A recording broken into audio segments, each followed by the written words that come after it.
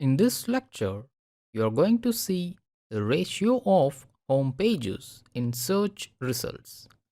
For example, when you search for a keyword, among the top 10 to 30 results, there may be a few results that directly link to home page of some domain names. These are called home pages in the search result. This graph represents the ratio of home pages from 1 to 30th Google search result. Normally, when people search for a particular keyword, for example, GameSpot or WCCF Tech, only the first search result links directly to the home page, and the remaining second to 30th search results link to some of the interior URLs or content pages in those websites. What does this mean for the brands? To serve the search demand, brands are focusing to invest in content marketing and developing content hubs with evergreen content.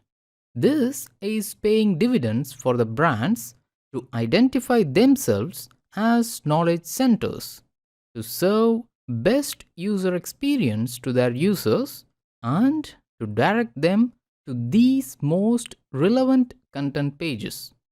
This trend also holds true compared from 2013 to 2014, which indicated that this is a long-term trend and this trend is going to follow for the coming years.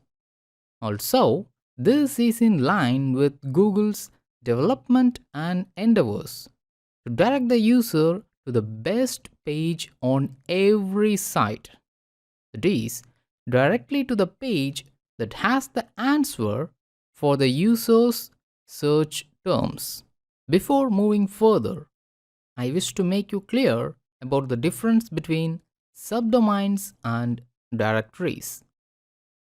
If example.com is the domain name, then example.com/blog is directory page and blog.example.com is the subdomain.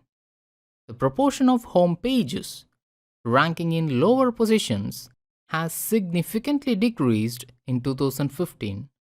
This means that from search result position 2 downwards, there are more interior pages, that is, specific landing pages at directories level or subdomain level.